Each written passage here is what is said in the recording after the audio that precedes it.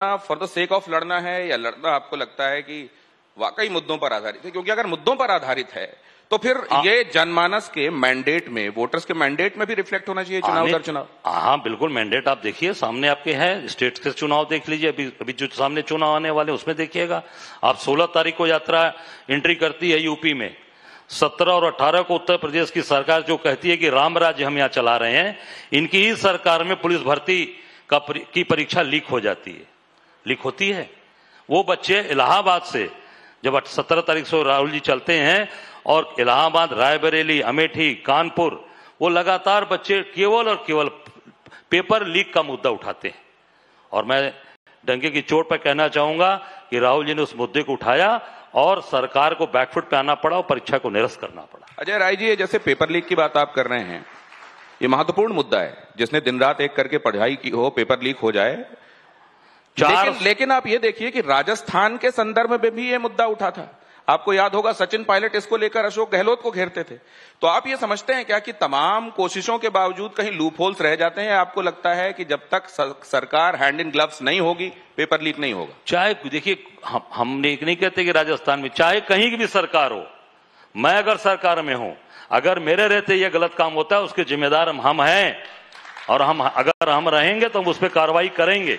और हम राम राज्य की बात कहते हैं, आप तो कहते हैं चलो जयपुर राजस्थान की बात अलग छोड़ दो, आप ये कहते हैं हम राम राज्य चला रहे हैं, हमारे समय कोई गलत नहीं कर पाएगा। चीजें हो रही हैं, कैसे हो रही हैं आप देखिए, सारे पेपर लीक हुए हैं यहां पर। ये लीक वाली सरकार हो गई। और 48 लाख बच्चों ने एग्जाम दिया था, 400 रुपया पर हेड फॉर्म, जोड़ लीजिए कितने पैसे हुए, 200 करोड़ से ऊपर हो गए। वो गरीब बच्चे जो भी तैयारी कर रहे थे, आए लखनऊ, आए कहीं, आए भाड़ा किराया रहना, आज वो गरीब बच्चे कहां खड़े हैं? कई 100 करोड़ रुपए का घोटाला हो गया इसमें। उन बच्चों का अब कहते हो 6 महीने बाद कराएंगे। क्यों 6 महीने बाद कराएंगे?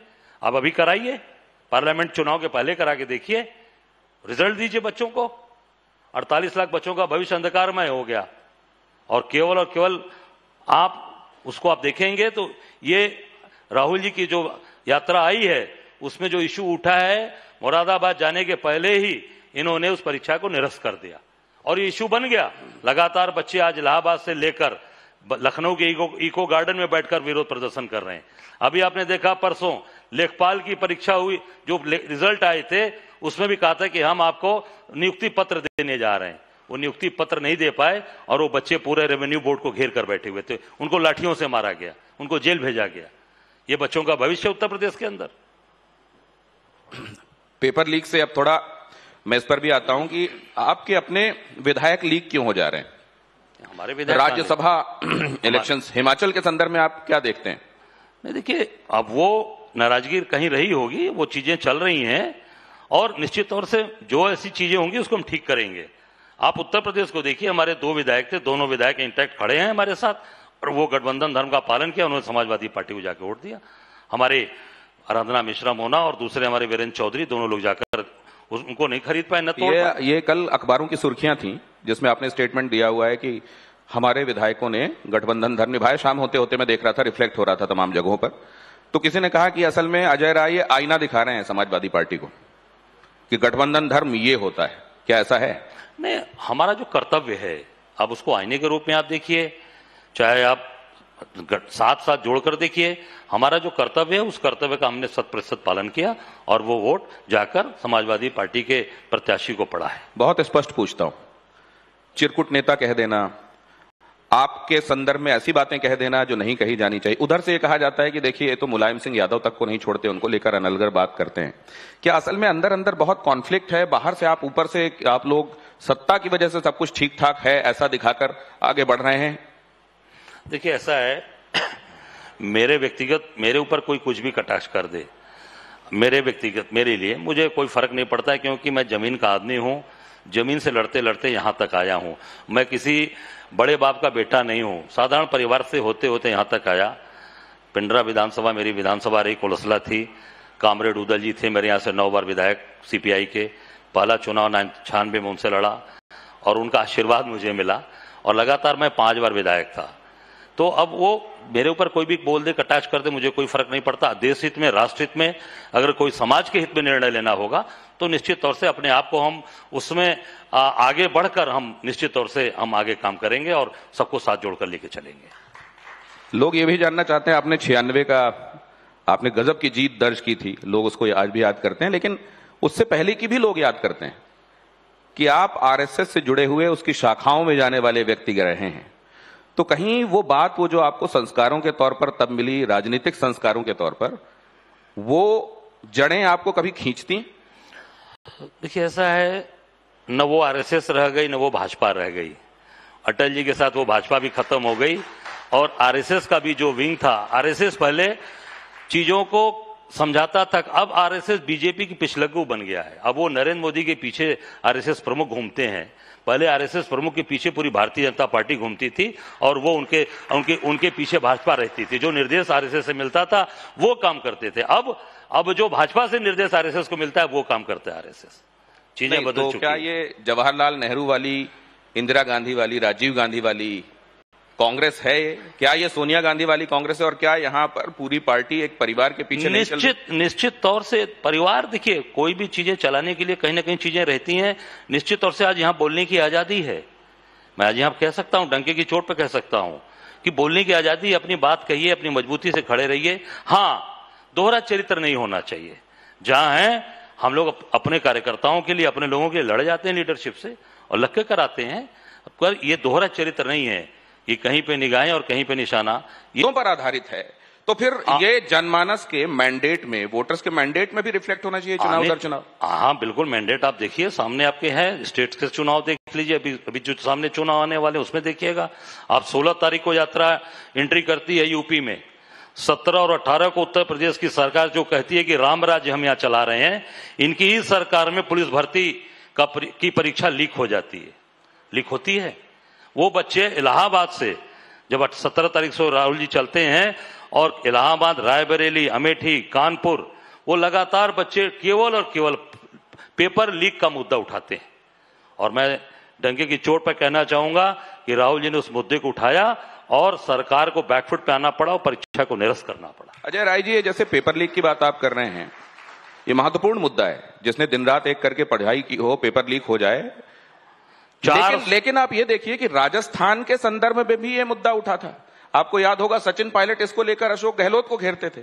तो आप ये समझते हैं क्या कि तमाम कोशिशों के बावजूद कहीं लूप होल्स रह जाते हैं? आपको लगता है कि जब तक सरकार हैंड इन ग्लव्स नहीं होगी, पेपर लीक नहीं होगा? चाहे देखिए, हम नहीं कहते कि राजस्थान में, चाहे कहीं की भी सरकार हो, मैं अगर सरकार में हूं, अगर मेरे रहते ये गलत काम होता है, उसके जिम्मेदार हम हैं और अगर हम रहेंगे तो हम उस पर कार्रवाई करेंगे। और हम राम राज्य की बात कहते हैं, आप तो कहते हैं चलो जयपुर, राजस्थान की बात अलग छोड़ दो, आप ये कहते हैं हम राम राज्य चला रहे हैं, हमारे समय कोई गलत नहीं कर पाएगा। चीजें हो रही हैं, कैसे हो रही हैं आप देखिए, सारे पेपर लीक हुए हैं यहां पर। ये लीक वाली सरकार हो गई। और 48 लाख बच्चों ने एग्जाम दिया था, 400 रुपया पर हेड फॉर्म, जोड़ लीजिए कितने पैसे हुए, 200 करोड़ से ऊपर हो गए। वो गरीब बच्चे जो भी तैयारी कर रहे थे, आए लखनऊ, आए कहीं, आए भाड़ा किराया रहना, आज वो गरीब बच्चे कहां खड़े हैं? कई 100 करोड़ रुपए का घोटाला हो गया इसमें। उन बच्चों का अब कहते हो 6 महीने बाद कराएंगे। क्यों 6 महीने बाद कराएंगे? अब अभी कराइए, पार्लियामेंट चुनाव के पहले करा के देखिए, रिजल्ट दीजिए बच्चों को। 48 लाख बच्चों का भविष्य अंधकारमय हो गया। और केवल आप उसको आप देखेंगे तो ये राहुल जी की जो यात्रा आई है उसमें जो इशू उठा है, मुरादाबाद जाने के पहले ही इन्होंने उस परीक्षा को निरस्त कर दिया और ये इशू बन गया। लगातार बच्चे आज इलाहाबाद से लेकर लखनऊ के इको गार्डन में बैठकर विरोध प्रदर्शन कर रहे हैं। अभी आपने देखा परसों लेखपाल की परीक्षा हुई, जो रिजल्ट आए थे उसमें भी कहा था कि हम आपको नियुक्ति पत्र देने जा रहे हैं। वो नियुक्ति पत्र नहीं दे पाए और वो बच्चे पूरे रेवेन्यू बोर्ड को घेर कर बैठे हुए थे। उनको लाठियों से मारा गया, उनको जेल भेजा गया। ये बच्चों का भविष्य उत्तर प्रदेश के अंदर। पेपर लीक से अब थोड़ा मैं इस पर भी आता हूं कि आपके अपने विधायक लीक क्यों हो जा रहे हैं? हमारे विधायक राज्यसभा इलेक्शंस हिमाचल के संदर्भ में आप क्या देखते हैं? नहीं, देखिए, अब वो नाराजगी कहीं रही होगी, वो चीजें चल रही हैं और निश्चित तौर से जो ऐसी चीजें होंगी उसको हम ठीक करेंगे। आप उत्तर प्रदेश को देखिए, हमारे 2 विधायक थे, दोनों विधायक इंटैक्ट खड़े हैं हमारे साथ, और वो गठबंधन धर्म का पालन किया, उन्होंने समाजवादी पार्टी को जाकर वोट दिया।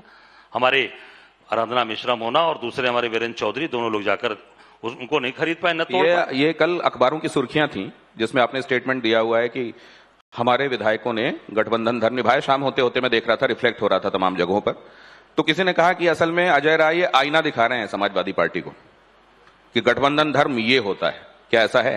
नहीं, हमारा जो कर्तव्य है, अब उसको आईने के रूप में आप देखिए, चाहे आप साथ साथ जोड़कर देखिए, हमारा जो कर्तव्य है उस कर्तव्य का हमने 100% पालन किया और वो वोट जाकर समाजवादी पार्टी के प्रत्याशी को पड़ा है। बहुत स्पष्ट पूछता हूं, चिरकुट नेता कह देना, आपके संदर्भ में ऐसी बातें कह देना जो नहीं कही जानी चाहिए। उधर से ये कहा जाता है कि देखिए ये तो मुलायम सिंह यादव तक को नहीं छोड़ते, उनको लेकर अनलगर बात करते हैं।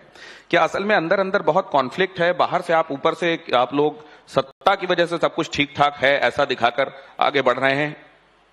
देखिए ऐसा है, मेरे ऊपर कोई कुछ भी कटाक्ष कर दे, मेरे लिए मुझे कोई फर्क नहीं पड़ता है, क्योंकि मैं जमीन का आदमी हूं, जमीन से लड़ते लड़ते यहां तक आया हूं।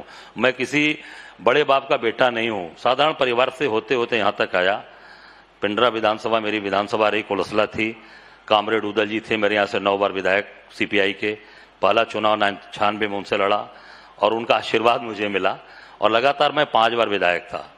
तो अब वो मेरे ऊपर कोई भी बोल दे, कटाक्ष कर दे, मुझे कोई फर्क नहीं पड़ता। देश हित में, राष्ट्र हित में, अगर कोई समाज के हित में निर्णय लेना होगा तो निश्चित तौर से अपने आप को हम उसमें आगे बढ़कर हम निश्चित तौर से हम आगे काम करेंगे और सबको साथ जोड़कर लेके चलेंगे। लोग ये भी जानना चाहते हैं, आपने 96 का आपने गजब की जीत दर्ज की थी, लोग उसको आज भी याद करते हैं, लेकिन उससे पहले की भी लोग याद करते हैं कि आप आरएसएस से जुड़े हुए उसकी शाखाओं में जाने वाले व्यक्ति रहे हैं।